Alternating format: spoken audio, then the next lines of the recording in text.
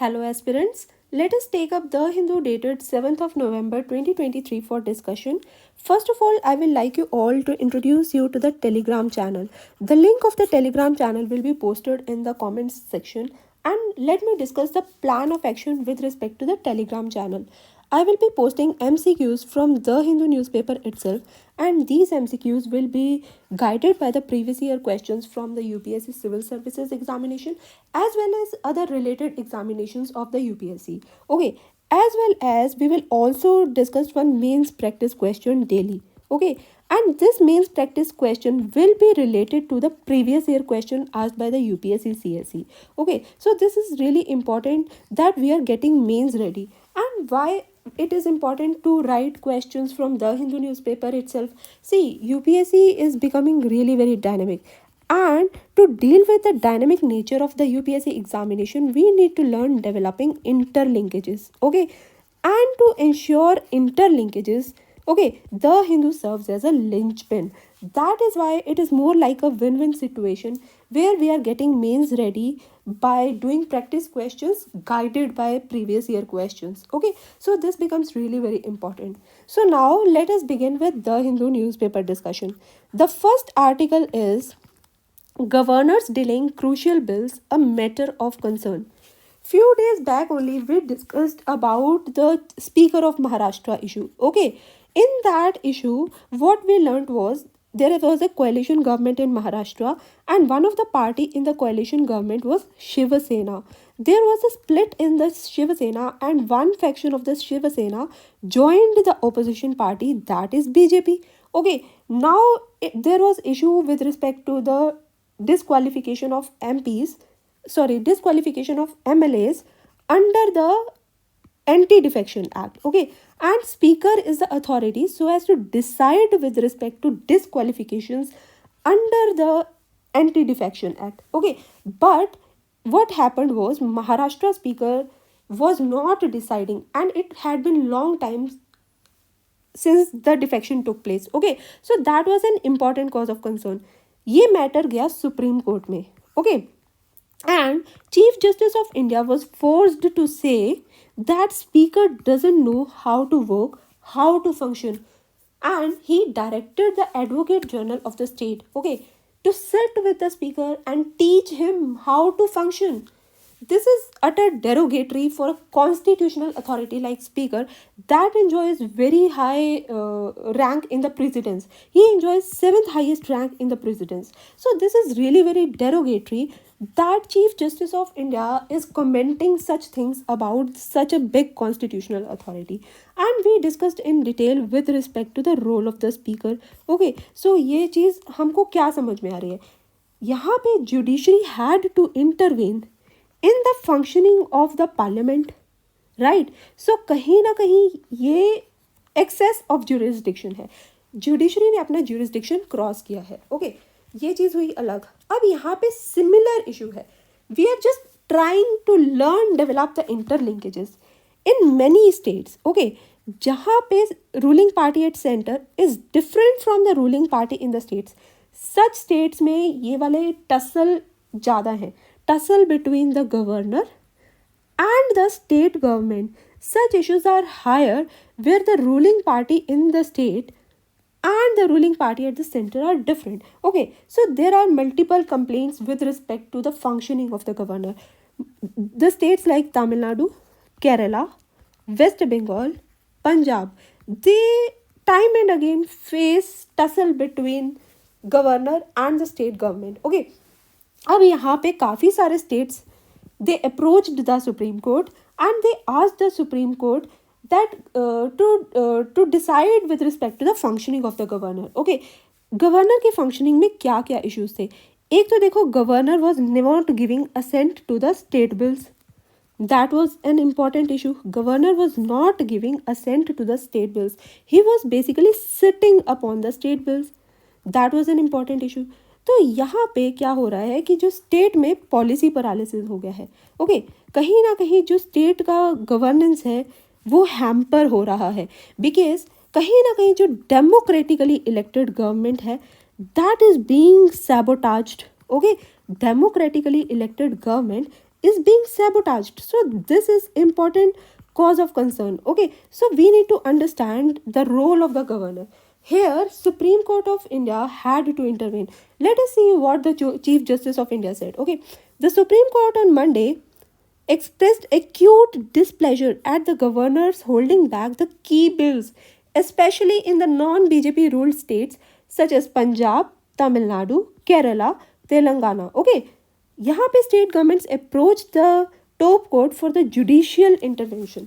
तो यहाँ पे भी हमको समझ में आ रहा है कि judiciary has to intervene in the domain of legislature, in the domain of executive. So this is also an important cause of concern. Here we need to develop interlinkages. Okay, we will see why this is a serious issue we need to look into. Okay, we why should parties, यहाँ पे chief justice of India ने कहा है this is a serious issue and we need to look into why should the parties be made to approach the Supreme Court for the governors to act. We are a democracy in operation since the birth of the constitution. These are the matters to be sorted out between the governors and the chief ministers. We will ensure that the constitution is complied with. Okay, तो ये issue है. अब यहाँ पे देखो जो भी issue है गवर्नर और चीफ मिनिस्टर के बीच में, चीफ जस्टिस ऑफ इंडिया कह रहे हैं they should resolve that mutually, they should sit together and talk about it. But यहाँ पे क्या है, गवर्नर और स्टेट गवर्नमेंट के बीच में इतना टसल है. जो स्टेट गवर्नमेंट है इट इज़ फोर्स्ड टू नोक the doors of judiciary. Okay, so this is an important cause of concern. यहाँ पे यही चीज़ है बायस्ड रोल ऑफ गवर्नर. तो यहाँ पे हमको ना दो चीज़ें समझनी है, एक तो गवर्नर के रोल के बारे में और दूसरा समझना है जुडिशियल एक्टिविज्म के बारे में. सबसे पहले तो ब्रीफली देख लेते हैं गवर्नर के रोल में के बारे में. सबसे let us briefly discuss about the role of the governor. First issue is with respect to the appointment. We know that governor is not elected indirectly like the president of India. Instead, governor is appointed by the president of India and it is not the discretionary power of the president of India. Rather, president of India is bound by the aid and advice of the council of ministers chaired by the prime minister. That is why there are multiple accusations that governor act as an agent of center. Okay, so this becomes an important issue. Okay, this becomes a prominent issue when the ruling party at the center and the ruling party in the state is different. Okay, these issues are more prominent. That is tussle between the state government and the governor is more pronounced in the states where the ruling party at the center and ruling party in the states are different. Okay, so this is an important issue. Next thing is with respect to the removal. See, there is no security of the tenure with respect to the governor. Though constitution says governor is normally appointed for 5-year tenure, but he enjoys this tenure under the pleasure of president. Okay, there is no security of tenure. Okay, whenever there are issues between the president, between the union government and the governor, so what they will do is they will arbitrarily remove the governor. So this becomes an important issue. Then the next thing is with respect to the misuse of the Article 356. We know about the grounds on which Article 356 can be imposed. That is the state emergency or the constitutional breakdown in the state. It is based on the report of the governor or the satisfaction of the president. Okay, if the president is satisfied that the governance is in the state cannot be run as per the constitutional provisions, then he can impose Article 356. And report of the governor is really important thing. See, the report of the governor should be based on the voting in the house. Okay, no confidence motion conduct होगा, governor देखेगा okay कि क्या जो present party है, जो present government है, वो legislature का कॉन्फिडेंस एंजॉय करती है या नहीं. Right, this is important thing.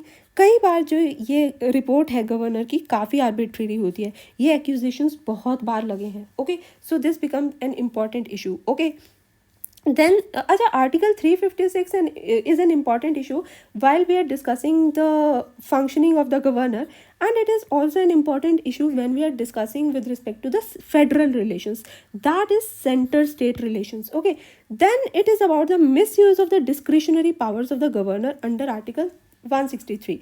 See, under Article 163 governor enjoys constitutional discretion. That is, In the constitution itself, governor has been provided with some discretionary powers, and whensoever governor has to act in the discretionary power, it cannot be questioned in the court. Okay, and whensoever a matter arises कि क्या governor को क्या इसमें governor की description थी या नहीं थी, that cannot be questioned in the court. Okay, so this is an important thing, and we also need to learn with respect to the fractured mandates. Okay, अब क्या हुआ, बहुत सारे रूलिंग जो रीजनल पार्टीज हैं they started, okay, because there are multiple regional parties. Okay, and अब क्या हुआ कि बहुत बार ऐसे केसेस होते हैं हंग असेंबली के, that is a single party is not able to achieve majority in the house. Okay, there are instances कि कई बार सिंगल लार्जेस्ट पार्टी को, कई बार कोएलिशन ऑफ पार्टीज को governor is calling so as to form the government,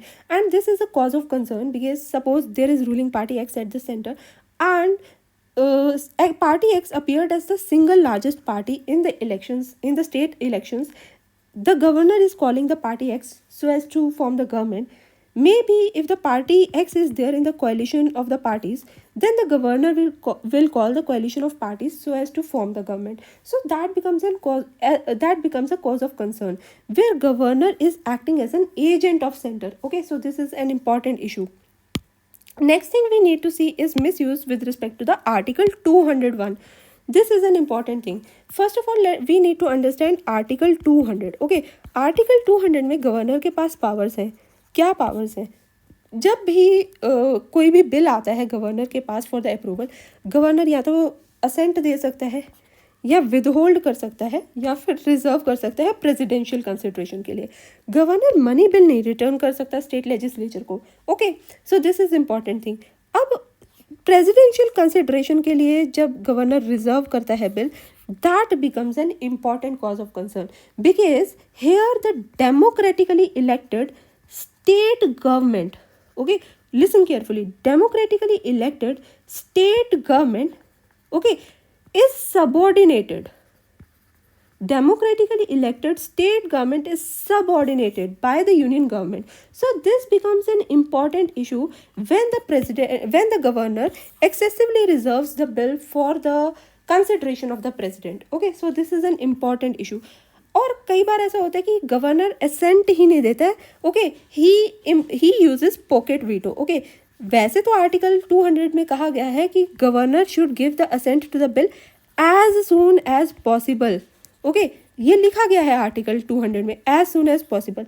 but constitution में as soon as possible को define नहीं किया गया है कि कितने टाइम में गवर्नर को असेंट देना है बिल को. सो this is an important cause of concern. Okay, this is really important. Okay, तो अभी यहाँ पे हमको दूसरा टॉपिक समझना है जुडिशियल एक्टिविज्म का. देखो, what do we understand by judicial activism? Let us break the term judicial plus activism. Okay, या फिर दूसरा टर्म देखते हैं judicial overreach. Okay, this is important. Okay, अब देखो जुडिशियल ओवर रीच को हम अंडरस्टैंड करते हैं. सबसे पहले ओवर रीच जो अपनी अथॉरिटी है उसको एक्सीड करना, so as to exceed the authority. Okay, this is an important thing. अब जुडिशरी का फंक्शन क्या है? So as to decide with respect to the matters. और लेजिस्लेचर का फंक्शन क्या है? To make laws. एग्जीक्यूटिव का फंक्शन है so as to implement the laws. And अब जुडिशरी यहाँ पे क्या कर रही है? It is entering into the domains of executive and legislature. देखो, बहुत बार ऐसे केसेस हैं judiciary is not entering into the domains of executive and legislature intentionally.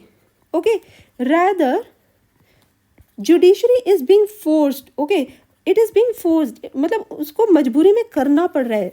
Judiciary is being forced to enter into the domains of executive and legislature.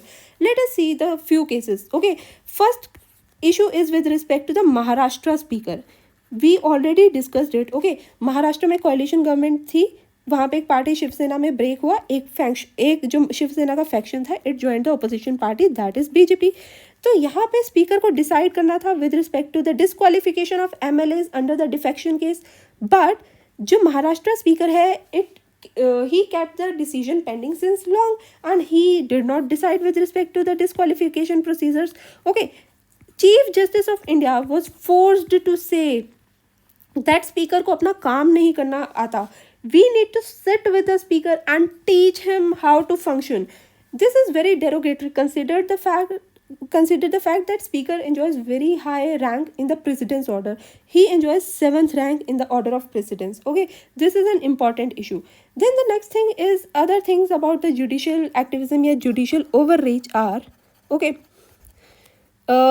Okay, it is second thing is that electoral reforms in that are being led by the judiciary.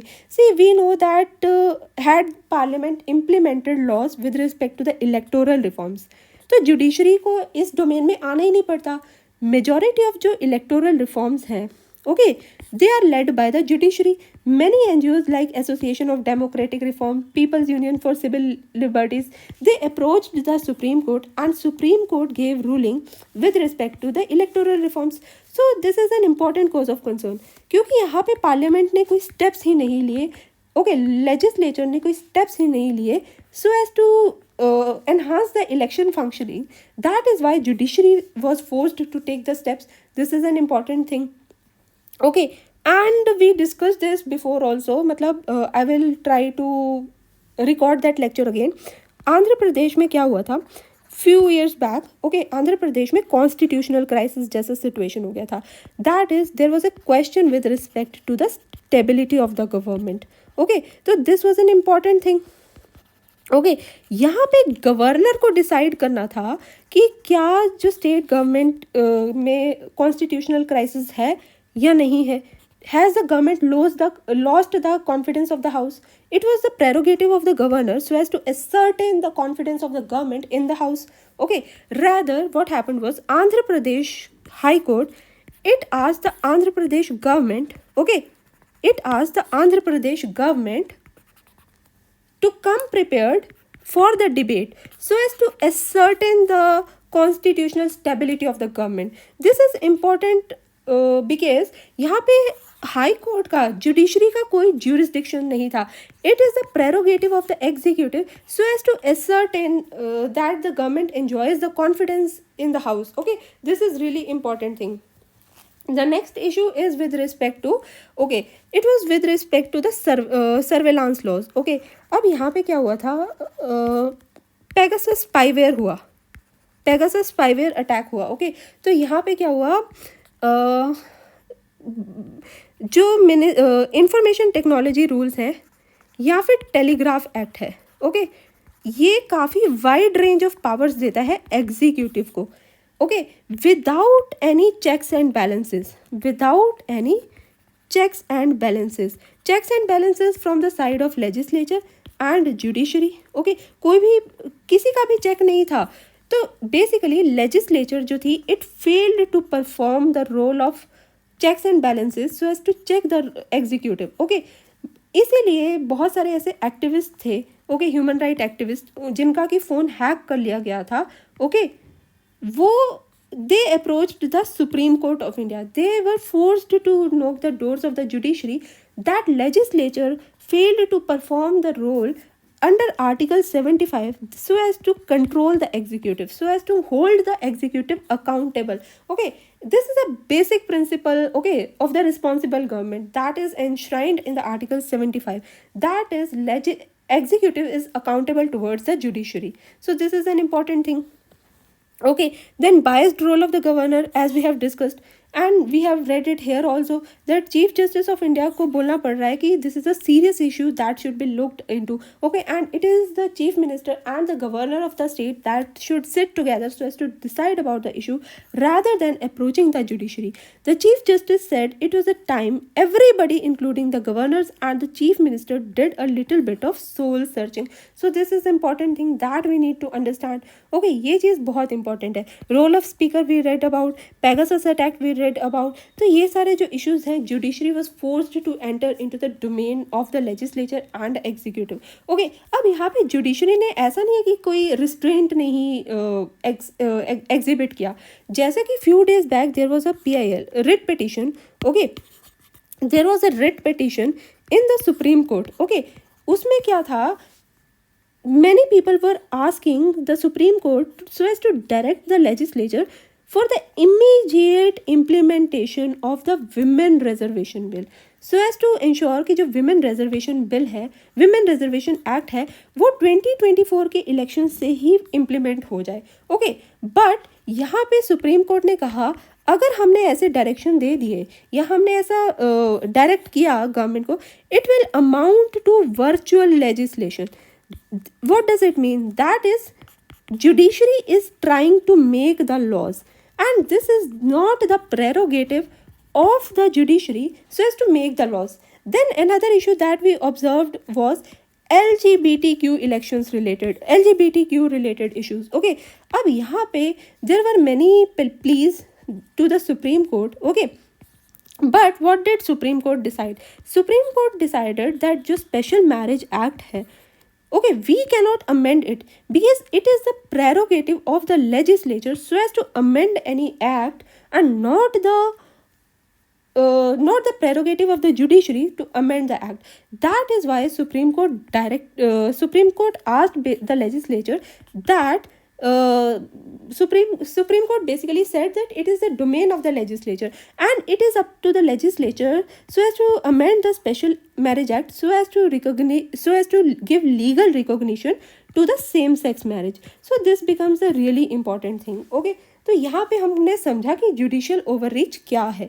Okay, when the judiciary is entering into the domain of legislature and executive, this is known as the judicial overreach. अब देखो ये कुछ ना कुछ देखो ये जो activist judiciary है, this is good for the short term but really bad for democracy in the long run.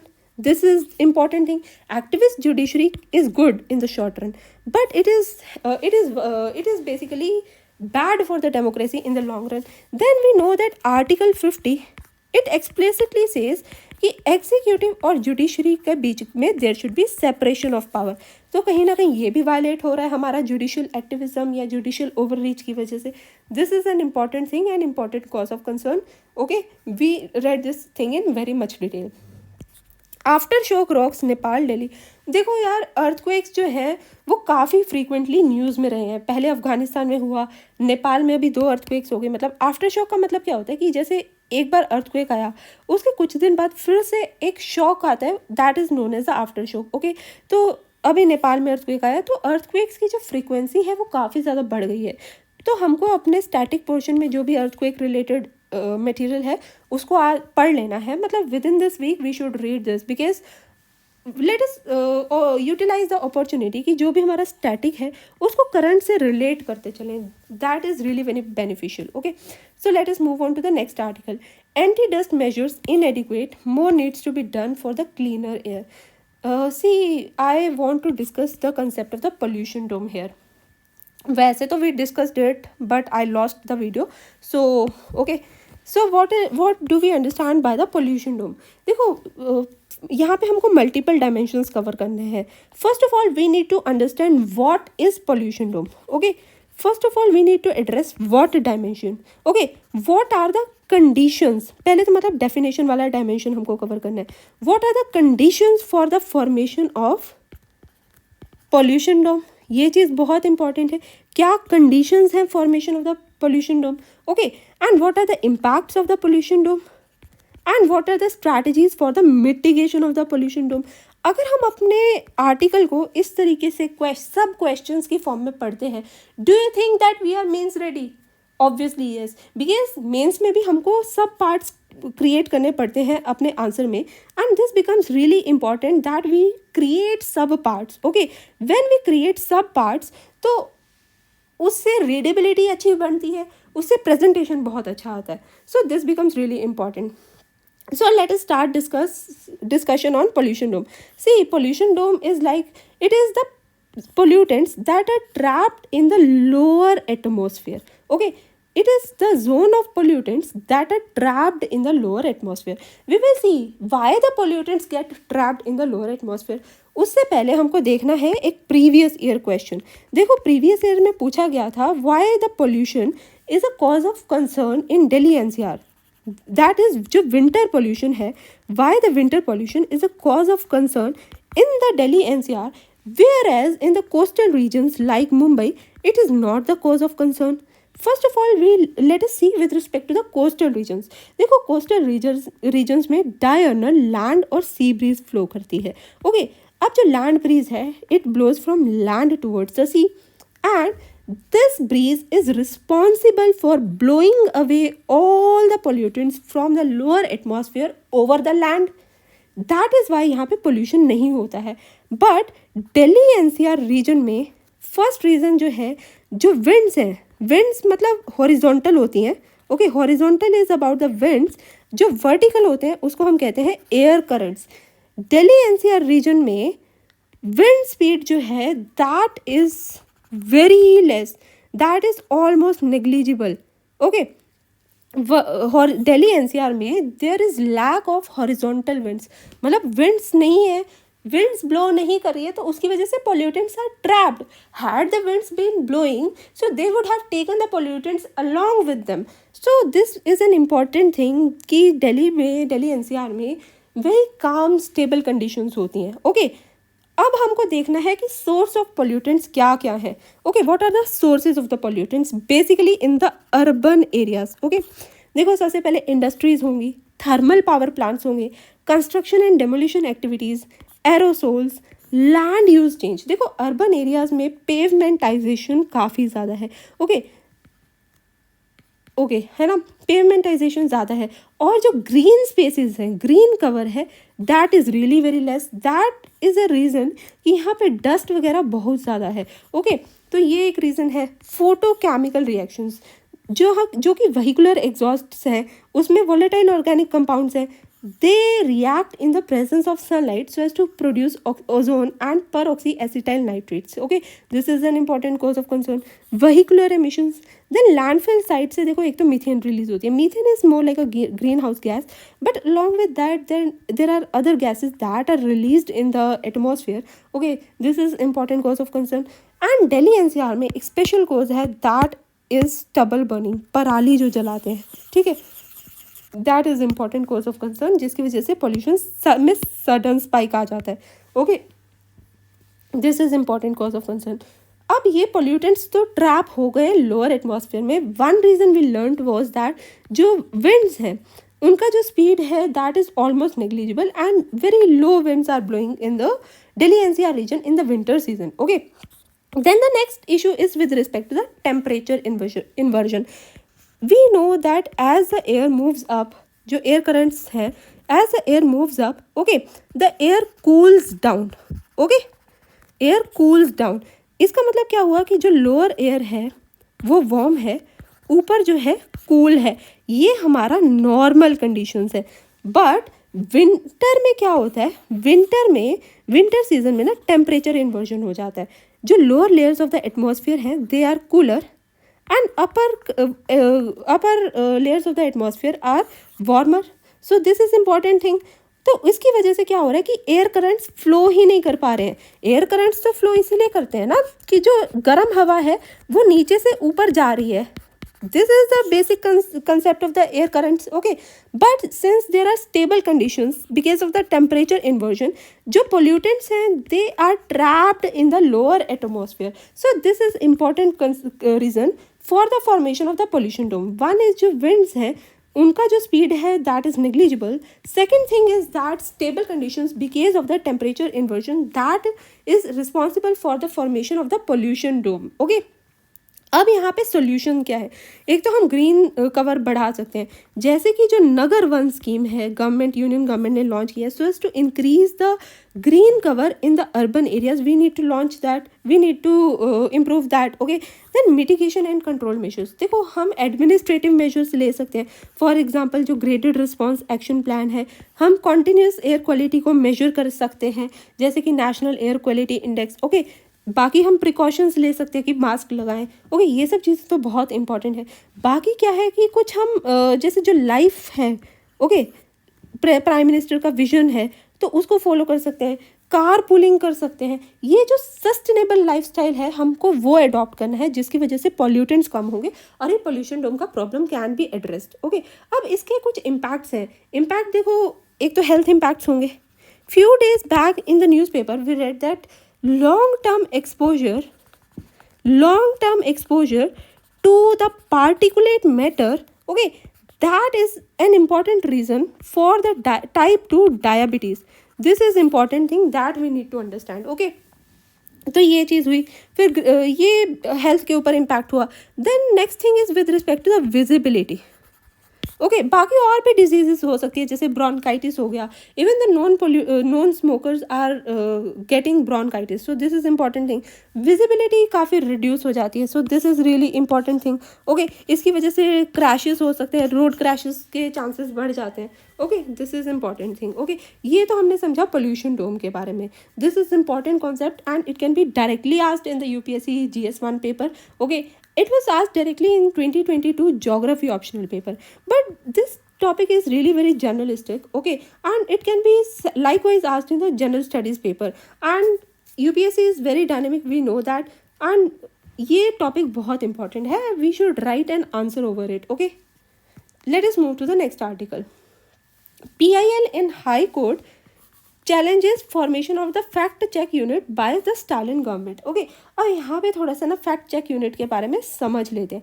देखो सबसे पहले तो फैक्ट चेक यूनिट का ऑब्जेक्टिव क्या है. We need to understand the objective of the fact check unit. देखो fact मतलब basically it is about the truth और फॉल्स, है ना.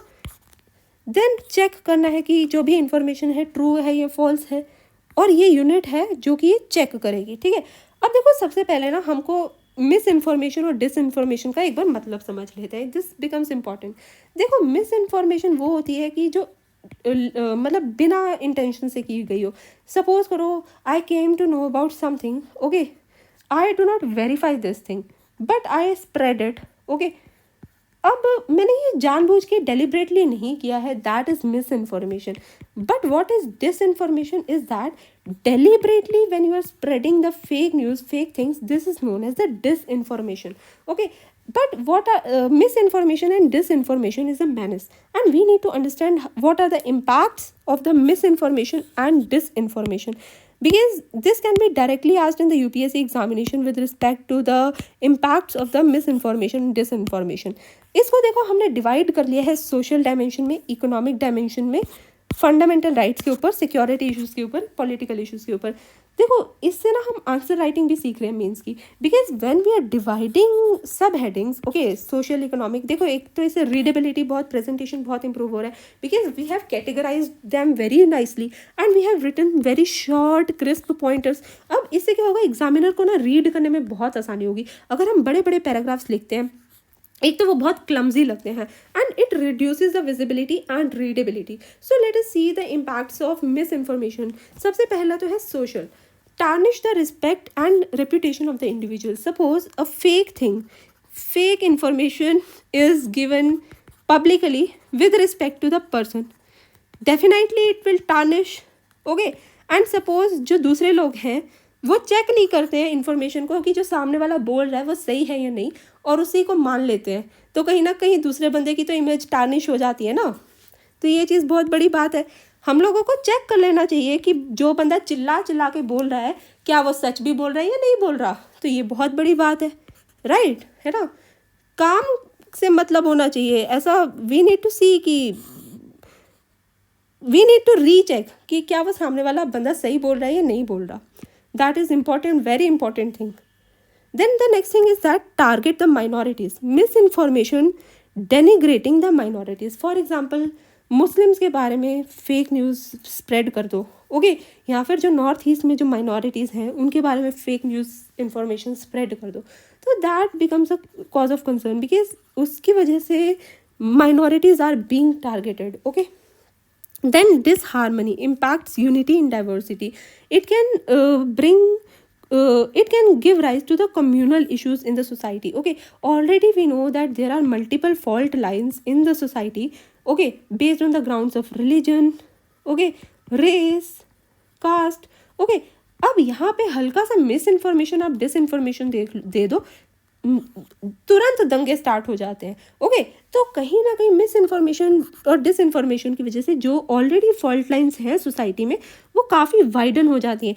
It widen the already existing fault lines in the society. Then the next thing is cognitive hacking. Though social media do not have the editorial power, but they have the narrative power. Social media use algorithms to decide. See, what do we understand by the editorial power? It is with respect to the content creation. We know that social media platforms like Twitter, matlab X, okay, Facebook, Instagram, they are not creating their own content. Rather, they are just the platforms. Okay, they are basically like narrating the stories to the people, to the public. Okay, so they have the narrative power, and they have the power so as to change the mindset of the people. Okay, social media platform use algorithms to decide. अब देखो, जो भी algorithms होते हैं, आप देखते हैं कि जो भी आपकी सर्च हिस्ट्री है, उसी चीज़ से रिलेटेड आपको आइटम्स सजेस्ट होती हैं, राइट? तो this is important thing that we need to understand. इसकी वजह से क्या होता है कि you are being provided with a single point of view, rather you are not exposed to another point of view. इसकी वजह से इम्पैक्ट हो रहा है क्लोज्ड लूप सर्कुलैरिटी. आप एक ही लूप में फंसे रह गए हो, एक ही व्यू, एक ही लूप में फंसे रह गए हो. ओके, तो this phenomenon is known as closed loop circularity. You are not being presented with the another point of view. Then economic impacts.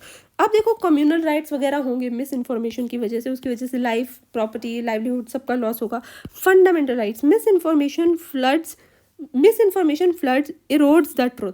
अब देखो, अगर मिस इन्फॉर्मेशन इतनी सारी है, ट्रुथ सिर्फ इतना, मतलब जो एक्चुअल में ट्रुथ है वो बहुत कम लोगों को पता है, तो it is basically like erosion of the truth. Okay, this therefore impacts the fundamental right to free speech and expression, right to make the informed decision. आप जो भी डिसीजन लेंगे वो वाइडली अवेलेबल मिस इन्फॉर्मेशन के basis पे लेंगे. Then security issues, radicalisation. Example, ISIS using misinformation propaganda so as to radicalise the people, so as to prepare them for their wrong objectives. Okay, then political issues impacts the quality of the democracy. Elections are being manipulated as a result of misinformation and disinformation. Okay, elections in USA were impacted because of the circulation of the misinformation. This is very important. अब देखो, जब जिस time पे Trump था ना, उस time पे elections, there are accusations कि उस टाइम पे जो इलेक्शंस थे that were manipulated by the social media का misinformation disinformation campaign. Okay, अब यहाँ पे जो है गवर्नमेंट ने डिसाइड किया है कि फैक्ट चेक यूनिट लेके आएंगे. जो भी मिस इन्फॉर्मेशन है with respect to the government business, ये फैक्ट चेक यूनिट वो काम करेगी. देखो, पहले ये काम PIB करता था, अब ये नया फैक्ट चेक यूनिट लेके आएंगे. गवर्नमेंट ने जो इन्फॉर्मेशन टेक्नोलॉजी रूल्स हैं वो उनको अमेंड किया है, and ministry of information technology को पावर दिया है so as to set up the fact check unit. तो इसके देखो कुछ तो पॉजिटिव है, fake news, misinformation, disinformation को कर्व करेगा, लेकिन डिसेंट को कर्व कर देगा. Dissent is a safety valve of the democracy. We should write these things in our notes. Then it is a violation of the principles of the natural justice. What does it mean? देखो, it is the government. Okay, government is appointing the fact check unit ना, and government appointed fact check unit is trying to ascertain the truth of the government related activities. Okay, so this becomes really cause of concern because government is becoming the judge of its own case. Government की ही information government check कर रही है, कोई फायदा ही नहीं है. Okay, government is deciding which government is information is false or misleading. That is important thing. Then freedom of speech and expression, that is violated. Then there is ambiguity with respect to terms. For example, what is misleading information, what is understood by the government business, that is important thing. Okay, then any law that, अच्छा, एक और चीज़ हुई, Shreya Singhal case में supreme court ने जो section 66 था IT act का, उसको स्ट्राइक डाउन कर दिया. वाई? बिकॉज उस टाइम सुप्रीम कोर्ट ने कहा any law that limits the freedom of speech and expression cannot be vague and ambiguous. अब यहाँ पे ये जो फैक्ट चेक यूनिट है, ग्राउंड्स क्या है कि जो भी इंफॉर्मेशन मिसलीडिंग होगी with respect to the government business, that will be taken away from the public platforms. Okay, अब यहाँ पे हमको क्या पता what is misleading, what may be misleading for one may not be misleading for the other. What about the government business? अब what is मतलब government business तो बहुत broad term है. It is not properly defined. That is why many parties are saying that based on the Shreya Singhal case, fact check unit wala amendment should be struck down. Okay, so this is important thing. Then there is no genuine protection to the activists. Okay, this is important thing. ये ना 12 अक्टूबर 2023 का editorial newspaper है, यहाँ पे भी हमने ये चीज़ें बहुत डिटेल में डिस्कस की थी. इसका जो क्लिपिंग है मैं सेपरेटली क्रॉप करके डाल दूंगी, because okay that is important thing. 50 acres of farmland wiped out in the landslips in Idukki. देखो वेस्टर्न घाट्स रीजन में लैंडस्लाइड्स बहुत कॉमन है.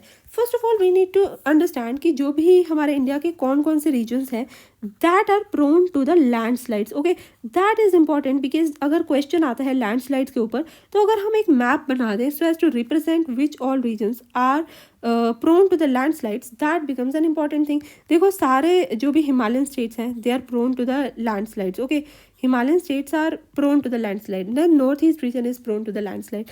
Western Ghat region is prone to the landslide. Then हमारा Eastern Ghats region is prone to the landslide. और फिर कुछ जो ये हमारे hills हैं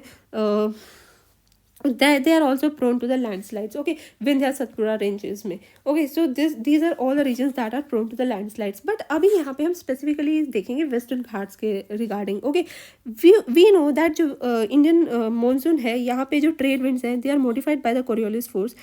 And there is orographic rainfall, that is जो भी moisture laden winds है they rise along the slopes of the mountains, they cool down, they get saturated, that cause rainfall on the windward side of the Western Ghat slopes. Okay, so यहाँ पे this region is very heavy rainfall region, very heavy rainfall region. So this becomes a very important thing. Okay, Western Ghats के windward side में काफ़ी ज़्यादा rainfall होती है, तो कहीं ना कहीं जो चांसेस हैं लैंडस्लाइड्स के, मड स्लाइड्स के, they increase. Okay, then there is also the issue with respect to the iron ore mining.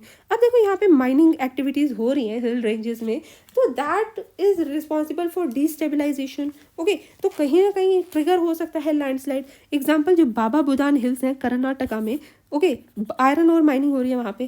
Then it is about the plantation activities. अब देखो जो रबर प्लांट्स हैं, जो उसके रूट्स हैं, they are really shallow. Okay, because of which जो landslide के chances हैं वो बढ़ जाते हैं. Okay, next thing is that remunerations from the Gulf. अच्छा, ये देख लेते हैं जो ट्री के रूट्स होते हैं ना, they act like the small dams that break the flow of the water, that slow down the flow of water and increase the retention of the ground water. Okay, तो अब plantation के roots, rubbers के plant के roots हैं जो बहुत shallow हैं, so they are not able to function properly like the small dams. Okay, remunerations from the Gulf. Okay, अब हमने देखा है कि जो सदर्न स्टेट्स है स्पेशली केरला, वहाँ पे बहुत ज़्यादा लोग गल्फ कंट्रीज़ में जाते हैं, तो वहाँ से काफ़ी रेमिटांसेस आते हैं. तो जो हाउसेज हैं they people construct lavish houses along the slopes. Okay, so that is also responsible reason for the landslides. Okay, then deforestation activities for the developmental projects. Okay, this is important thing. Then there is with respect to the mismanagement of the dams is example Idukki Dam. It is located in Kerala but it is managed by the Tamil Nadu government, so federal issues भी आ गए हैं, so this is also a reason. Okay, but इसके impacts क्या है? देखो जो भी soil है, देखो अब हमने अगर हम अपने लाइफ में देखें ना, जो भी मोस्ट प्रीशियस रिसोर्सेज है they are very cheap. Okay, for example water के बिना लाइफ नहीं चल सकती, बट चीप है. सॉइल बहुत महंगी चीज़ तो नहीं है मतलब इकोनॉमिक टर्म्स में, बट इसकी जो वेल्थ, इसकी जो इम्पोर्टेंस है ना, इट इज़ इनकम्पेरेबल. ओके, तो ये क्यों इम्पोर्टेंट है? देखो, soil takes millions and millions of years to form, millions and millions of years to form, but जब लैंडस्लाइड आता है 1-2 घंटे में soil gets washed away. We lose such an important resource just in a matter of 2 to 3 hours. So this is important thing. Okay, यहाँ पे भी देखो लिखा है over 50 acres of agricultural land was wiped out following series of land slips near Munnar and Idukki in the extremely heavy rainfall on Sunday evening. So we lost our very very very important economic resource, that is the soil. Okay, तो ये बहुत important चीज़ है. Flooding down stream. अब देखो जो भी ये मड है लैंडस्लाइड्स की वजह से अगर वो रिवर में एंटर हो जा रही है, तो रिवर बहुत चांसेस है रिवर के ओवरफ्लो होने के, and that can cause flooding. Okay, so this is important thing. ये कुछ इम्पैक्ट्स है. So let us move to the next article. देखो ये वाला आर्टिकल ना हम कल कर लेंगे, कुछ एडिटोरियल्स में अलग से डाल दूंगी. अभी बेसिक न्यूज़ देख लेते हैं जितना मतलब मैं कर पाई हूँ आज के लिए. Okay, then the next thing is that states in the court against their governors. Okay, अब यहाँ पे इशू हो रखा है, हमने देखा कि गवर्नर और स्टेट गवर्नमेंट्स के बीच में, हमने ऊपर भी डिस्कस किया, governors are being accused as an agent of centre, and we discuss multiple articles like for example article 200, article 163 with respect to the appointment of the governor, with respect to the removal of the governor, with respect to article 356. Okay, ये सब तो issues हैं. अब यहाँ पे यही बोला गया है कि non BJP ruled states have approach the supreme court accusing their governors of non existent. ठीक है, तो ये चीज़ इंपॉर्टेंट है. अब यहाँ पे कह रहे हैं जो बिल्स हैं इन लिम्बो, मतलब जो जिनको स्टेट गवर्नर ने असेंट नहीं दिया है, cover sectors such as public health, higher education, Lokayukta and cooperative society. ये इंपॉर्टेंट बिल्स हैं that the governors are sitting upon. They are, ये देखो कुछ लाइंस होती हैं जो हमें अपने नोट्स में एज इट इज़ लेनी चाहिए. They are toying with the citizens mandate by sitting on the bills by neither giving assent nor returning them. So this is important thing कि governor are toying with a citizen's mandate. Citizen mandate as in democratically elected government that represents the citizen's mandate by sitting on the bills.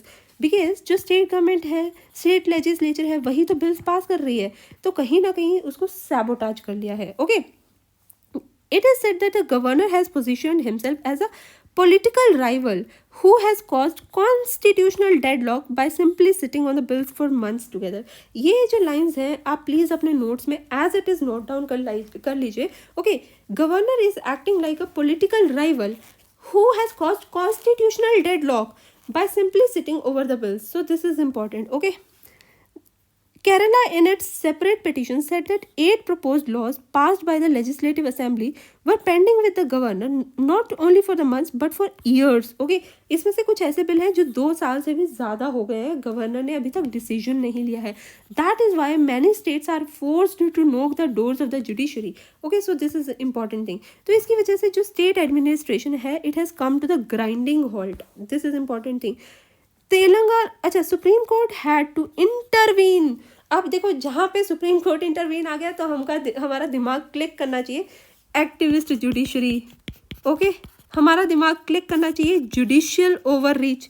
तो जैसे ही हमने ये pointers देखे, let us add 1 point more over there. The Supreme Court had to intervene in the April for Telangana governor to clear bill pending since September 2022. क्या हम इसको अपने answers में ऐड कर सकते हैं? बिल्कुल. ओके, जो एडवोकेट था Dushyant Dave appearing for the state to submit that legislature in opposition ruled states were at the mercy of the governors who had become a law unto themselves. Okay, तो ये चीज़ बहुत इंपॉर्टेंट है कि गवर्नर एक तरीके से लॉ की मतलब गवर्नर ही डिसाइड कर रहे हैं कि स्टेट गवर्नमेंट लॉ बना पाएगी या नहीं बना पाएगी. ओके, अब ये देखो, ये आर्टिकल 200 के बारे में बताया गया है, इसको हम डायरेक्टली कॉन्स्टिट्यूशन में से पढ़ेंगे. ओके, आर्टिकल 163 तो हमने देख लिया था. The discretion of the governor shall be final and the validity of anything done by the governor shall not be called into question on the ground that he ought or ought not to have acted in his discretion. देखो, अगर किसी भी matter, कोई भी matter पे government ने decision लिया, okay, ये क्वेश्चन नहीं किया जा सकता कि क्या इस मैटर पे गवर्नर की डिस्क्रिशन है या नहीं है. जो डिस्क्रिशन है गवर्नर की, that is full and final. Okay, ये लिखा गया है. अब 200 आर्टिकल में देखो, गवर्नर असेंट दे सकता है, विदहोल्ड कर सकता है, ओके, रिटर्न कर सकता है, ये सब चीज़ें हैं. ओके, अब ये यहाँ पे ना कुछ ऐसे सर्कमस्टांसेस हैं जहाँ पे गवर्नर को अपना बिल मैंडेटरीली प्रेसिडेंशियल कंसिडरेशन के लिए रिजर्व करना पड़ता है. That is okay, governor would definitely reserve the bill for the presidential consideration if that bill is derogatory to the powers of the high court, okay, so as to endanger the position of the court, okay, as the constitution has designated to fill it. Okay, so ये चीज़ important है. If any bill is passed by the state legislatures that is derogatory with respect to the high court, that takes away the power of the high court, then governor is mandatory, it is mandatory for the governor so as to reserve that bill for the presidential consideration. And now let us see with respect to the discretion of the governor, जो article 200 है, क्या ये governor की discretionary power है या governor has to act on the aid and advice of chief minister and the council of minister? See, ये it is not the discretionary power of the governor, rather governor has to act on the aid and advice of the chief minister and the council of minister. Governor did have a discretion. अब देखो, जब हमारा constitution draft stage में था, उस time पे discretionary power हुआ कर, उस टाइम पे सबसे पहले जो प्रपोजल था वो डिस्क्रिशनरी पावर दिया गया था गवर्नर को. पहले आर्टिकल 175 था जो अब 200 है. Okay, this was amended by the constituent assembly in 1949. Okay, पहले तो गवर्नर के पास डिस्क्रिशनरी पावर थी, विद होल्ड करना है बिल, असेंट देना है, रिजर्व करना है प्रेसिडेंशियल कंसिडरेशन के लिए, but it was amended. Okay, तो it was thought that the governor's exercise of discretion would have act as a potential check on the disruptive legislative tendencies. इसका मतलब क्या हुआ कि अगर गवर्नर के पास डिस्क्रिशनरी पावर्स दे देते हैं हम गवर्नर को, तो अगर स्टेट लेजिस्लेचर ढंग से काम नहीं कर रही है तो it will act like a check and balance on the discretionary powers of the governor. So that was the important thing. ये प्रोपोजिशन दिया गया था. लेकिन डॉक्टर BR अम्बेडकर का यहाँ पे कहना था, okay, he said that in a responsible government there can be no room for the governor acting on the discretion. What does it mean? India में हमने जो प्रिंसिपल अडॉप्ट किया था वो रिस्पॉन्सिबल गवर्नमेंट का अडॉप्ट किया था, that is executive is accountable to the legislature. ठीक है, तो यहाँ पे डॉक्टर अम्बेडकर ने कहा कि रिस्पॉन्सिबल गवर्नमेंट में there can be no discretionary power with the governor. Okay, जो भी गवर्नर की पावर है so as to return the bill to the state legislature, it can not be a discretionary power. So this is important thing. Okay, अब T Krishnamachari, okay, ये constituent assembly के member थे. He approved the amendment. मतलब पहले तो discretionary power थी governor के पास, but उसके बाद ये डिस्क्रिशनरी पावर ले ली गई अमेंडमेंट के through. Approved the amendment saying the governor can not act on his own. He can only act on the advice of the ministry, that is chief minister and council of minister. When a governor sends the bill back for the further consideration, he does so expressly on the advice of his council of minister. जब भी governor bill return करता है state legislature को, it is not the discretionary power, rather governor is bound by the aid and advice of chief minister chaired by the council of ministers. Okay, T. Krishnamachari explained that if the bill passed by the Legislative Assembly needs modification or has garnered adverse public opinion, okay, the government uses the governor to return the bill to the lower house as quickly as possible for the re-legislation. इसका मतलब क्या हुआ कि देखो, suppose करो कोई जो bill है वो स्टेट लेजिस्लेचर ने पास करके गवर्नर के पास भेज दिया असेंट देने के लिए, बट कुछ इसके ऊपर पब्लिक क्रिटिसिज्म हो गई बहुत ज़्यादा, तो जो स्टेट गवर्नमेंट है वो गवर्नर को कहेगी कि बिल को असेंट मत दो. तो this is how it is not the discretionary powers. Okay, let us read this again. Mr. Krishnamachari explained that if the bill passed by the legislative assembly, मतलब जो state legislative assembly ने bill pass कर दिया है and it is being sent to the governor for the assent, okay, if the bill passed by legislative need modification, हो सकता है कि कुछ चीज़ छूट गई हो, कुछ modification की requirement हो, or has garnered the adverse public opinion, हो सकता है कोई ऐसा बिल पास हो गया हो जिसकी वजह से पब्लिक ह्यू एंड क्राई हो गया हो, then the government of the state uses the governor to return the bill to the lower house. अब जो गवर्नमेंट है मतलब council of minister and chief minister, तो वो गवर्नर को डायरेक्ट करेंगे कि स्टेट लेजिस्लेटिव असेंबली में तो भाई बिल वापस भेज दे. ठीक है, ये चीज़ बहुत इंपॉर्टेंट है. This is the important thing. Okay, the government ये the first provision to the article 200 is saving clause and retains the discretion over the fate of the bill solely in the hands of the state cabinet. It is not the discretionary power of the governor, rather governor has to act on the aid and advice of council of minister chaired by the chief minister. इसमें अगर हम पूछा जाए कि जो return करता है bill governor state legislature को, क्या वो गवर्नर की डिस्क्रिशनरी पावर है? नो, प्रीलिम्स में ऐसा क्वेश्चन पूछा जा सकता है. Then the next thing is about the discretionary power under article 163. Okay, it makes it clear that the governor is not expected to act independently.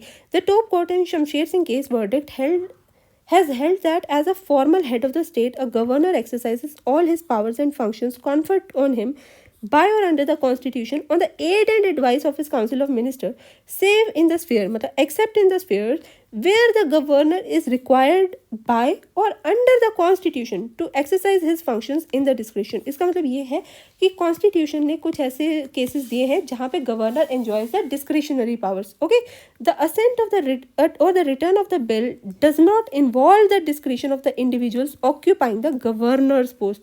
ये चीज़ बहुत इंपॉर्टेंट है. असेंट और return of the bill, governor assent दे रहा है या return कर रहा है बिल को स्टेट लेजिस्लेटिव असेंबली में, that is not the discretionary power of the governor, rather he is acting on the advice of the state cabinet या फिर state council of minister headed by chief minister. तो ये question prelims में पूछा जा सकता है. ओके, अब यहाँ पे बात आती है एज सुन एज पॉसिबल. देखो, कॉन्स्टिट्यूशन में कहीं टाइम फ्रेम नहीं दिया गया है कि गवर्नर को कितने टाइम में जो स्टेट बिल है उसको अप्रूव करना है. सिर्फ कॉन्स्टिट्यूशन में लिखा है as soon as possible. Okay, this becomes really important. The constitution is silent on what exactly this phrase means. Okay, supreme court has interpreted as soon as possible in the provision to mean as early as practicable without avoidable delay. ये सुप्रीम court ने interpret किया था as soon as possible का meaning in Durga Pada Ghosh versus state of West Bengal case में.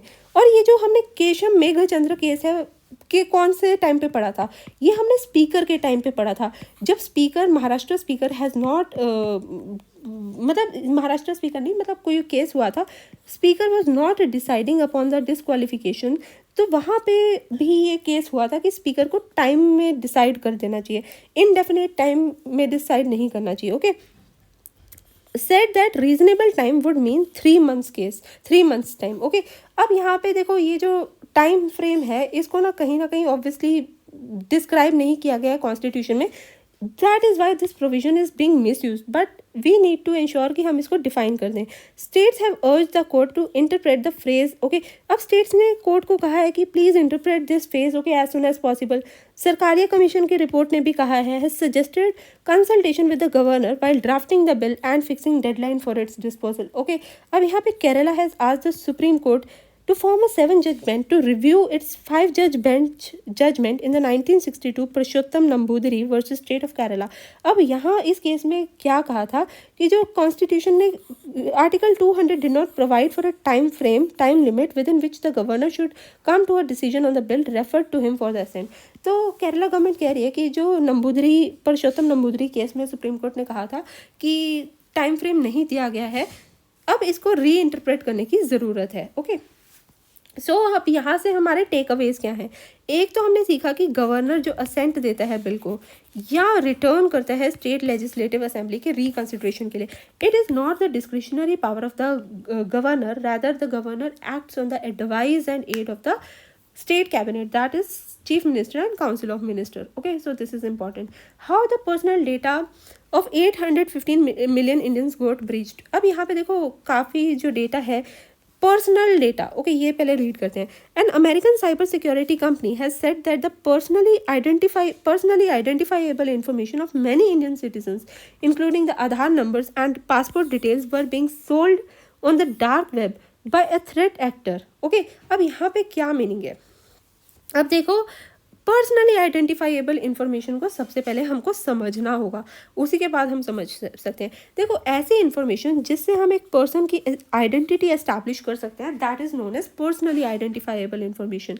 Okay, is when used personally identifiable information or PII is information that when used alone और with any other relevant data, या तो वो अकेला या फिर किसी और रेलिवेंट डेटा के साथ यूज़ किया जाता है, can identify an individual. Okay, PII may be direct identifiers like passport information या फिर quasi identifiers that can be combined with other information to successfully recognise an individual. This is important thing. अब यहाँ पे क्या हुआ है कि काफ़ी सारे ऐसे पर्सनली आइडेंटिफाइबल इन्फॉर्मेशन जो है वो डार्क वेब पे सेल की गई है. Okay, so they were sold on the dark web. Okay, ये इतने पैसों में बेचा गया है।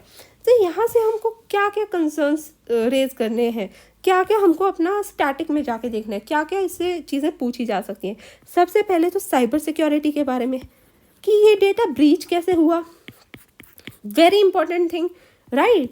बिकॉज साइबर डेटा ब्रीच हुआ, इसका मतलब ये है जो साइबर सिक्योरिटी मैकेनिज्म है of the authorities like UIDAI, या फिर जो भी वेबसाइट से डेटा चोरी हुआ है, for example ICMR sourced from the Indian Council of Medical Research, okay, which has been subjected to numerous cyber attack attempts with 6,000 incidents being reported last year alone। तो हमको देखना है कि इतने बड़े बड़े ऑर्गेनाइजेशन का, इंस्टीट्यूशंस में जो डेटा है वो लीक कैसे हो रहा है, दैट बिकम्स रियली इंपॉर्टेंट। तो यहाँ पे हमें साइबर सिक्योरिटी का जो भी स्टेप्स हैं that we need to understand. Next thing is we need to know is about the personal data protection law. There is no personal data protection law as of now, but this is really very important. मैं एक और case बताना चाहूँगी यहाँ पे, जो ministry of road transportation और and highways हैं, जो व्हीकल रजिस्ट्रेशन डेटा था, काफ़ी मतलब मुझे एग्जैक्ट याद नहीं है, इट सोल्ड, जो मिनिस्ट्री है it sold the vehicle registration data of Indian citizens, है ना, टू सम कंपनी। तो इट जो मिनिस्ट्री थी it earned a huge revenue, but ministry ने ही डेटा सेल कर दिया।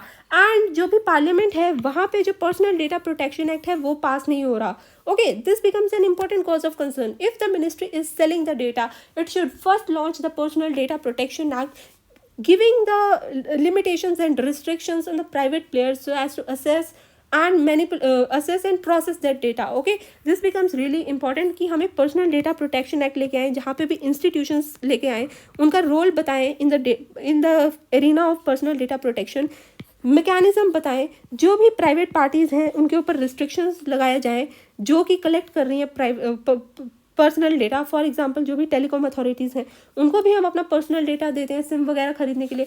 तो ये सब चीज़ों को रेगुलेट करने के लिए एक पर्सनल डेटा प्रोटेक्शन एक्ट होना चाहिए। This becomes really important. अब यूज़र्स के एंड पे भी अवेयरनेस होनी चाहिए। What can the users do so as to safeguard their personal informations? Users should try to ascertain if their information was leaked in the data leak. Users को भी steps लेने चाहिए to ascertain कि उनका data leak हुआ है या नहीं। लोग ध्यान ही नहीं देते हैं। Users should also be alert and approach the emails for unknown sources with caution, as stolen information may be used to target users in the phishing campaigns। अब यूज़र्स को देखना चाहिए जो भी वो अननोन सोर्सेज हैं या अननोन ईमेल्स वगैरह आ रहे हैं, तो उनके ऊपर वो थोड़ा अवेयरनेस से उनको प्रोसेस करें, अवेयरनेस से उनको हैंडल करें। It is also advisable to change the existing user IDs and passwords to ensure that the stolen data cannot be use for launching brute force attacks. For example जैसे हमारा internet banking है, उसका जो भी login ID password वगैरह है उसको हमें टाइम टू टाइम चेंज करते रहना चाहिए। Okay, this is important। Users should also implement two-factor authentication for all their accounts and inform the concerned authorities in case they notice any suspicious activity in their online accounts। तो ये चीज़ें बहुत important है। Okay, then next article is India Bhutan to discuss new routes of regional connectivity. अब देखो कुछ दिन पहले हमने पढ़ा था कि जो भूटान और चाइना है उनके बीच में नेगोशिएशंस हो रहे हैं with respect to the border settlements. Okay, अब भूटान के जो लीडरशिप है उन्होंने कहा था कि जो भूटान है it is a south facing country as in with respect to trade, with respect to emotions and with respect to geography as in कि जो भूटान है उसके नॉर्थ में माउंटेन्स हैं, साउथ सदर्न पार्ट में प्लेन्स हैं, तो connectivity is towards the south. Okay, that is geography. Then trade also, Bhutan और इंडिया का ट्रेड ज़्यादा है। Then with respect to emotions, that is P2P relations, people to people relations, India Bhutan relations, they are better, मतलब they are trying to say कि India Bhutan is relationship is strong with India rather than with China। Okay, and Bhutan is the only country in South Asia that is not the part of Chinese Belt and Road Initiative। Okay, this is important thing। अब यहाँ पे भूटान और China के तो कुछ talks हुए और भूटान ने एक्सप्लिसिटली कहा कि हमें ऐसा कोई काम नहीं करना है इसकी एक डिस्प्यूट सॉल्व होने की वजह से कोई दूसरा डिस्प्यूट अराइज हो जाए। दैट इज़ भूटान चाइना के बीच में जो भी इश्यूज़ है उसको रिजॉल्व करते करते इंडिया और भूटान के बीच में रिलेशंस बिगड़ जाएं। तो ये चीज़ इंपॉर्टेंट है। अब यहाँ पे जो भूटान के किंग हैं जिग्मे खेसर, वो इंडिया आए हैं ओके इंडिया से बात कर रहे हैं. Two sides agree to go ahead with a final survey of 58 kilometre cross border rail link between Gelephu and Kokrajhar in Assam. They will also explore a second rail link between Bhutan and West Bengal. अब देखो, अब ये यहाँ पे ना बहुत अच्छे पॉइंटर्स हैं. अब एक आज की आज हमें क्या करना है, एक पेज लेना है जिसमें हमें इंडिया भूटान रिलेशंस के बारे में लिखना है. ओके तो ये चीज़ है. देखो सबसे पहले तो ये हमें रेल लिंक प्रोजेक्ट्स के बारे में लिख लेना है. India and Bhutan agreed to discuss new routes of regional connectivity and upgrade border and immigration post to support the Bhutan's fifth king. Okay अब यहाँ पे रीजनल कनेक्टिविटी इंक्रीज करनी है हमको इंडिया एंड भूटान के बीच में. ओके अब भूटान ने जो प्लान किया है एक smart city Gelephu, okay on the border between Bhutan and Assam. ये जो बॉर्डर टाउन है बहुत इंपॉर्टेंट चीज़ है. They are trying to develop the border town. अब इस बॉर्डर टाउन में डेवलपमेंट होने की वजह से बहुत इंपॉर्टेंट चीज़ है हमको समझनी पड़ेगी.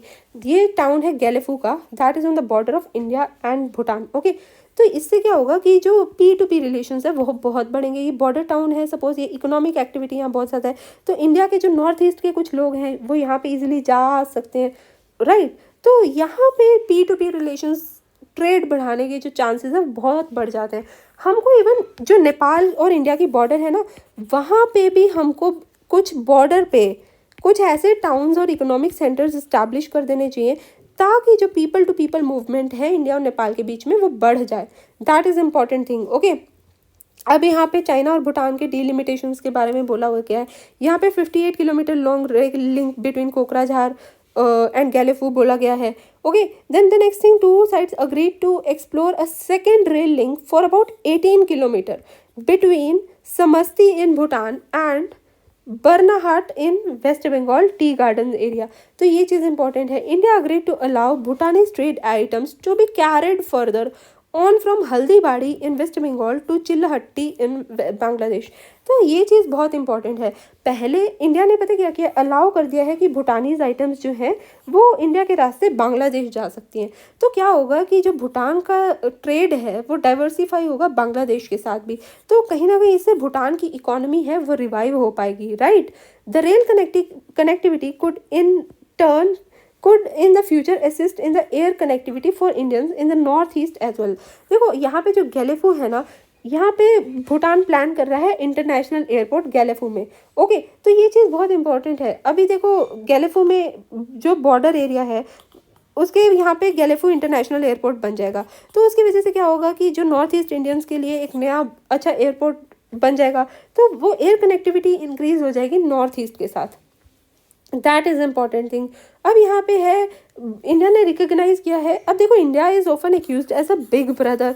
ओके तो अब यहाँ पे पढ़ते हैं कि क्या कहा है इंडिया ने. Prime minister Modi reaffirmed India's abiding commitment to its unique ties of friendship and cooperation with Bhutan and reiterated continued and full support to the socio-economic development in Bhutan based on the priorities of the royal government. देखो based on the priorities of the royal government and as per the vision of his majesty.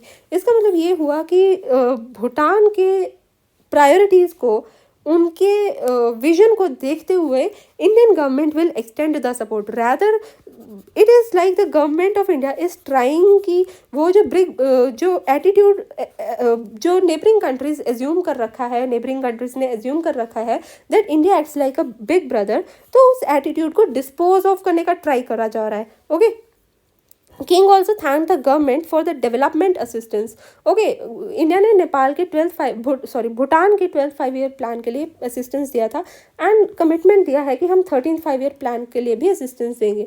फिर ये दूसरी rail link के बारे में discuss किया जा रहा है.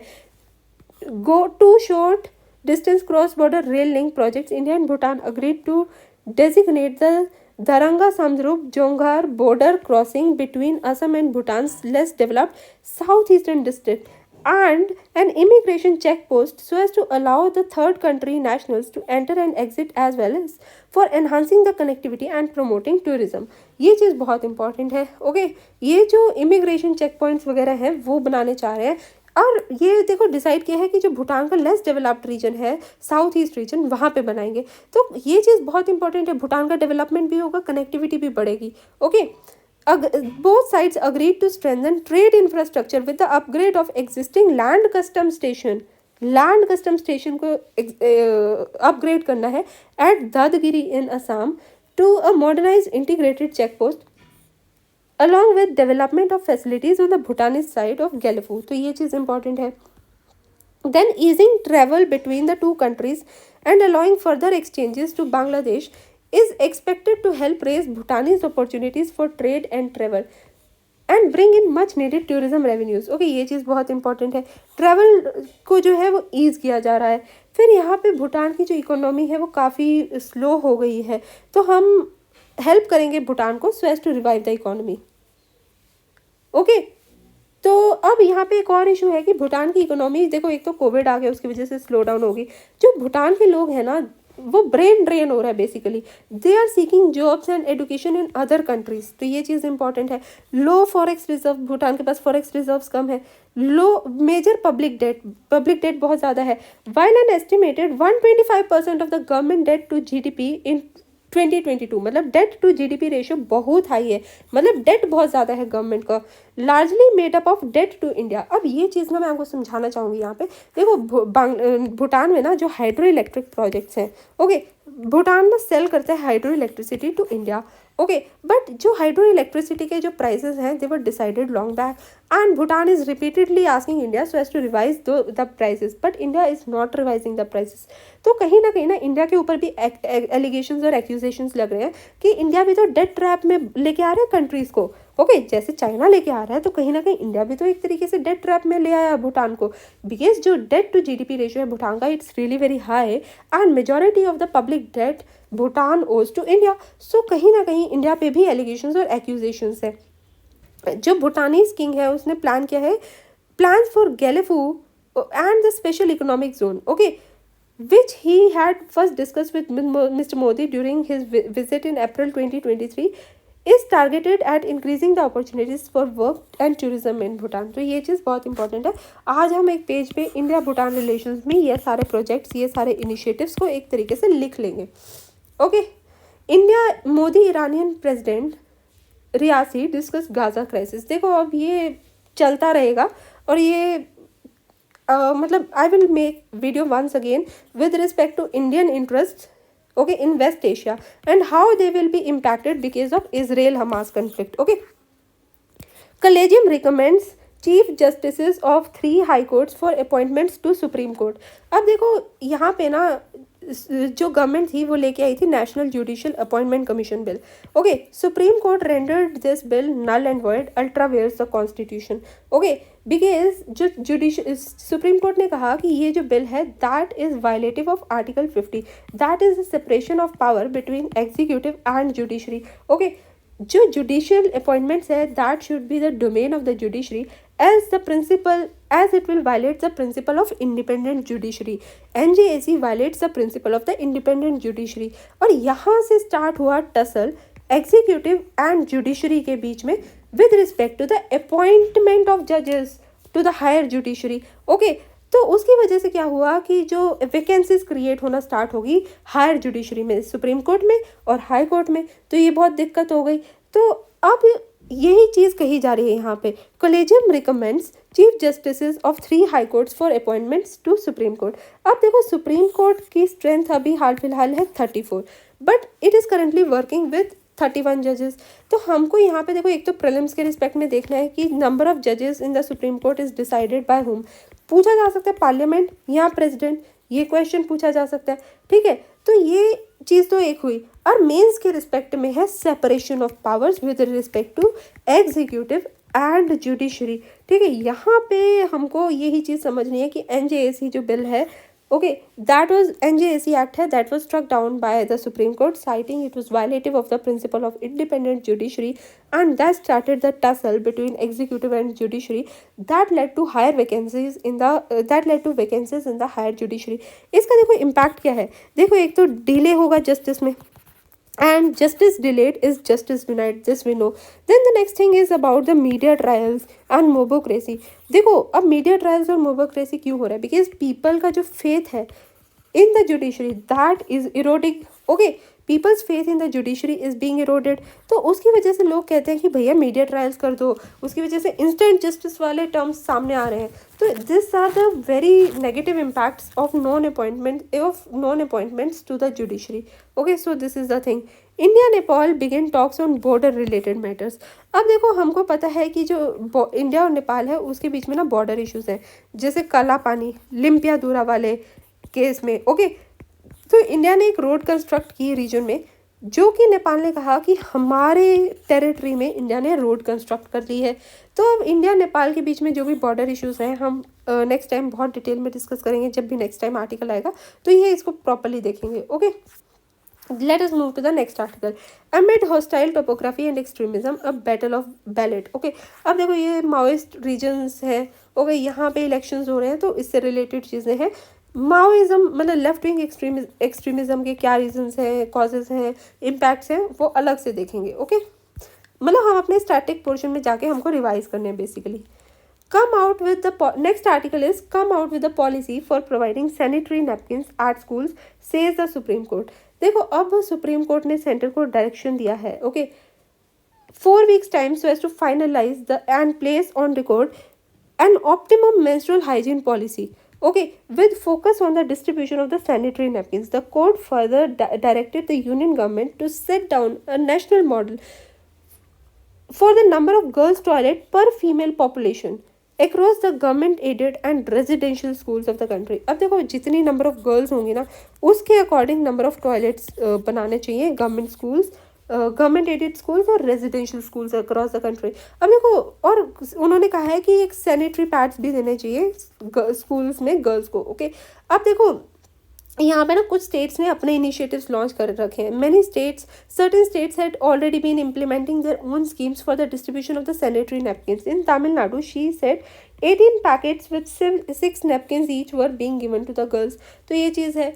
ओके, बट सुप्रीम कोर्ट ने कहा है कि इतने नंबर बहुत कम है, even that would be इनएडिक्वेट for a young teenage girl. Okay, so this is important thing.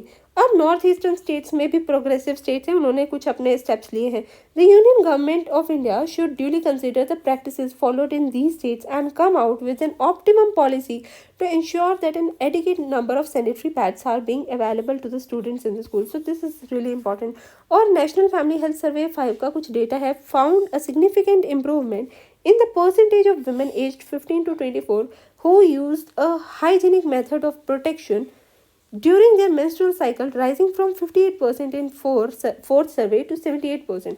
मतलब जो भी menstruation के टाइम पे हाइजीन मेथड्स का यूज़ करते हैं, वो इंक्रीज हुआ है उसके केस में। ठीक है, मतलब NFHS 4 से 5 तक। सो this is important thing.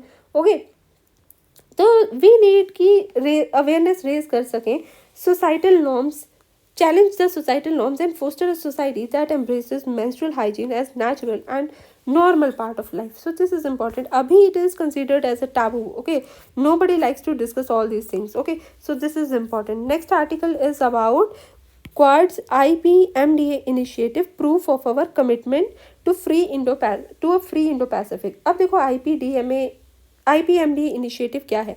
Indo Pacific maritime domain awareness initiative.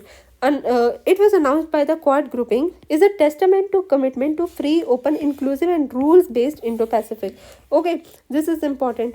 जो IPMDA है, Indo-Pacific Maritime Domain Awareness, seeks to establish a comprehensive system for monitoring and securing maritime activities in the Indo-Pacific, ensuring the safety of critical sea lines of communication and promoting cooperation among the like-minded nations of the region. So this is important कि IPMDA का function है कि जो maritime domain awareness है उसको बढ़ाना, like minded country के साथ कोऑपरेट करना, डेटा शेयर करना, इंटेलिजेंस शेयर करना. This is the important thing. Okay, we understand the significance of this region for global peace. Indian ocean region is really very important. Okay, there is increasing militarisation of the Indian ocean region and since the region is important, okay, for the global peace and prosperity, and we are dedicated to working with our Quad partners and other regional nations to make the Indo-Pacific a safer and more stable space for all. ठीक है, ये सब चीज़ें important है.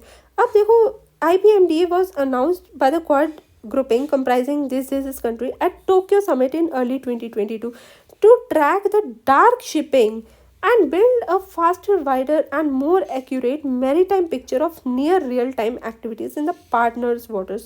अब देखो dark shipping को track करना है, dark shipping as an illegal चीज़ें जो भी लेके जाने, and build a faster, wider and more accurate maritime picture, ताकि यहाँ पे पायरेसी वगैरह कम हो सके, ये चीज़ों को कंट्रोल करना है। ओके, या फिर जो भी एनिमी शिप्स वगैरह आ रही है उन सब का इंटेलिजेंस डेटा गैदर करना, जैसे कि जो चाइना है। ओके, चाइना अभी रिसर्च वेसल आया हम्बनतोता पोर्ट पे, तो that is a cause of concern. Okay, need for readiness. Okay, the question to a question on lessons from recent events. Okay, China, standoff with China in eastern Ladakh, conflicts in Ukraine and now in West Asia. तो हमें अपने आप को prepare करना है। Stark reminder for the need for resilience and readiness. These crises have also highlighted the importance of maintaining a versatile naval force that can secure our maritime interests, including energy and travel routes, as well as supply chain and vulnerabilities. तो ये चीज़ बहुत बहुत important है। हमें resilience के हमें we need to be resilient, we need to be ready. Okay, because हमने देखा कि हमारा चाइना के साथ increased stand off है। Okay, और conflicts हो रही है यूक्रेन में, वेस्ट एशिया में, सो हमको भी प्रिपेयर्ड रहना है, किसी भी टाइम conflict हो सकती है। Establishment of robust mechanism for information sharing, such as through Indian Navy's Information Fusion Center for the Indian Ocean region located at Gurugram. तो ये जो IOR है, दैट इज़ इम्पॉर्टेंट सेंटर। हमको यहाँ से इंफॉर्मेशन शेयर करनी चाहिए लाइक माइंडेड कंट्री के साथ, इंटेलिजेंस शेयर करनी चाहिए। Sharing of intelligence and information also contributed to enhanced maritime domain awareness. Okay, ये चीज़ें बहुत इंपॉर्टेंट है। Collaboration with like minded countries, sharing best practices, joint exercises conduct करना। Okay, fostering a sense of collective responsibility. अब देखो, we know कि Indian ocean region is very important और यहाँ का मिलिटराइजेशन हो रहा है। और लाइक चाइना है, belt and road initiative, string of pearls, okay, quad initiative है, काफ़ी सारे, इवन फ्रांस की भी टेरिटरीज है, for example Reunion. Okay, Japan is also interested in Europe, in the Indian ocean region, for example Asia Africa growth corridor. Okay, even European union came out with its Indo-Pacific strategy. So this region is really very important. Okay, तो इसी वजह से जो maritime domain awareness है उसको increase करने की ज़रूरत है। उसके लिए हमको बेस्ट प्रैक्टिसेस शेयर करनी पड़ेंगी, इंटेलिजेंस शेयर करनी पड़ेगी, कोऑपरेट करना पड़ेगा लाइक माइंडेड कंट्रीज़ के साथ। तो मेंस में क्वेश्चन पूछा जा सकता है, what do you understand by the maritime domain awareness. Okay, इस टाइप से क्वेश्चन पूछा जा सकता है। हीरालाल समरिया is the chief information commissioner. So ये देखो, this provides us with an opportunity to revise the mains answer with respect to the RTI Act. So that becomes important. Indian government is harassing us, rights group right to FATF. अब देखो, हमें पता है कि जैसे जो acts हैं, multiple laws हैं, they are being used, misused and abused so as to cow down the opposition leaders. Okay, तो उसकी वजह से जो ये राइट्स ग्रुप्स हैं, okay, they have approached the FATF network. Okay, अभी FATF का पीरियोडिक रिव्यू होगा कुछ ही टाइम पे। The statement came days before the start of FATF's periodic review to India's performance with respect to the action taken against the money laundering and terror funding. तो ये चीज़ बहुत important है कि इंडिया में जो मतलब freedom of speech and expression है, कहीं ना कहीं वो दबाई जा रही है। तो ये चीज़ इंपॉर्टेंट है। Okay, Blinken wraps up the West Asia tour with limited success. इसमें इतना कुछ है नहीं है हमारे पढ़ने लायक। Okay, China urges Myanmar to cooperate to maintain stability on the border. See, this is important. अब देखो, यहाँ पे ना म्यांमार और चाइना के बॉर्डर में ना कुछ क्लैशेस हो गए थे। म्यांमार के कुछ एथनिक ग्रुप्स थे, उन्होंने कुछ अटैक कर दिया, म्यांमार चाइना बॉर्डर पे कुछ इश्यूज हो गए थे। तो ये चीज़ है इम्पॉर्टेंट। अब देखो, हमें क्या पढ़ना है, हमें देखना है कि म्यांमार की इंपॉर्टेंस क्या है इंडिया के लिए। सबसे पहले, Myanmar is really important so as to ensure connectivity with the north east India through India Myanmar Thailand trilateral highway Kaladan multimodal project. Okay, then we need to cooperate with respect to drug trafficking, menace of insurgency. Okay, because northeast में कुछ insurgent groups हैं, they hide out in Myanmar. Okay, जो हमारे India Myanmar borders है वो काफ़ी porous है, फोरेस्टेड है, तो वो छुप जाते हैं म्यांमार में जाके, specially because India Myanmar has free movement regime, जहाँ पे कुछ ट्राइबल पीपल हैं वो क्रॉस कर सकते हैं बॉर्डर्स को, and they can go up to 16 kilometers on either side. Okay, so that provides them the safe haven. तो this becomes really very important. Okay, then India Myanmar cooperation is also important because जो Myanmar है that forms as a linchpin between South Asia and Southeast Asia. Okay, क्योंकि Myanmar is a linchpin between South Asia and Southeast Asia, तो that becomes really important for India's Act East policy.